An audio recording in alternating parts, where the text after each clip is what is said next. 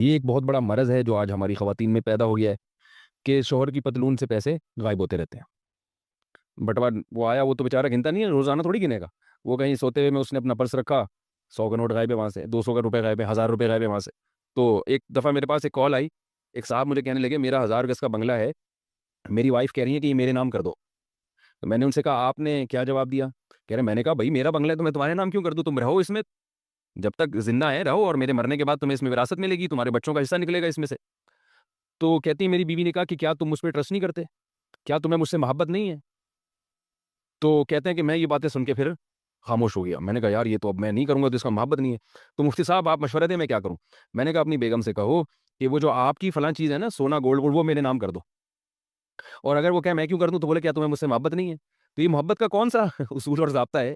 میں نے کہا آپ جس سے محبت کا اظہار کرتے ہیں تو اس کو ہدیہ دیتے ہیں، اس سے لیتے نہیں ہیں۔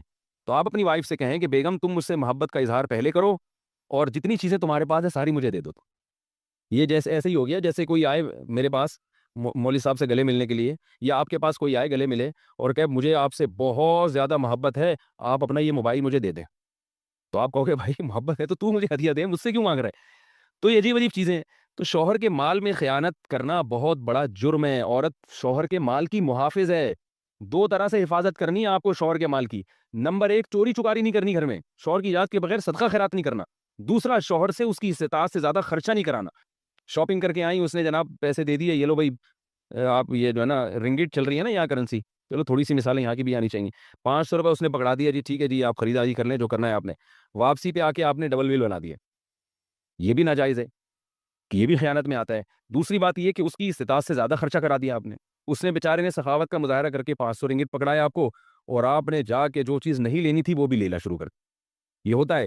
حضرت حکیم الامہ مولانا اشرف علی تھانوی رحمہ اللہ تعالیٰ نے ایک اصول اور ضابطہ بیان کیا، فرمایا کہ بازار جانے سے پہلے جو چیزیں ذہن میں ہوتی ہیں وہ ضرورت کی ہوتی ہیں، بازار جانے کے بعد جن چیزوں کا خیال آئے وہ خواہشات نفسانیہ ہے، وہ ضرورت نہیں ہے، وہ اسراف ہے، تبذیر ہے۔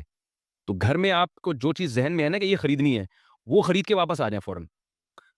وہاں جا کے جو خیال ہے نا یہ بھی لے لوں وہ بھی لے لوں، کیونکہ بازار میں تو ایک دنیا ہے، اتنی چیزیں بازار میں آپ کو ملیں گی، اور وہ اتنی اٹریکشن کی چیزیں، اور وہ بھی کسٹمر کو کھینچ رہے ہوتے ہیں، ہاں باجی آپ ادھر آئے، ہاں جی صوفی صاحب، ہاں مولوی صاحب، ہاں ڈاکٹر صاحب، وہ اس طرح کر رہے ہوتے ہیں۔ تو اپنے ذاتی پیسے تو ہیں نہیں، تو وہ جا کے شوہر کے مال کو ایسا اڑایا، پھر وہ جناب جب شام کو گھر آتا ہے اس کو پتہ چلتا ہے کہ میری دولت کا تو سارا دیوالیہ نکل رہا ہے، میں کما کما کے پاگل ہو رہا ہوں اور یہ اس طرح خرچ ہو رہا ہے، تو وہ پھر کہتے ہیں بیگم ذرا ہاتھ ہلکا رکھو، پھر آگے سے اس کو تانے سننے کو ملتے ہیں۔ تو یہ لڑائی جھگڑے یہ سارے فسادات۔ تو عورت شوہر کے مال کی محافظ بنے۔ ایسی خواتین بھی ہیں جو بچا بچا کے خرچ کرتی ہیں، تو بچا بچا کے خرچ کرتی ہیں کہ بھئی جو کام 500 میں ہو سکتا ہے اس کے لیے ہم 1000 کیوں خرچ کریں؟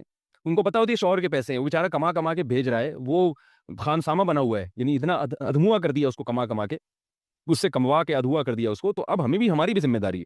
تو عورت کی بہت بڑی ذمہ داری ہے کہ وہ اپنے شوہر کا مال زیادہ خرچ نہ کرے۔ شوہر کو اللہ نے حکم دیا کہ تم دل کھول کے خرچ کرو، جتنا کھلاؤ گے ثواب پہ ثواب ملے گا۔ سب سے بہترین صدقہ یہ ہے کہ تم اپنی بیوی کو کھلاؤ، اتنا اللہ نے اس کو حکم دیا کہ تم فیاضی کا معاملہ کرو۔ لیکن عورت کو حکم دیا کہ تم نہیں خرچہ کرنے دو۔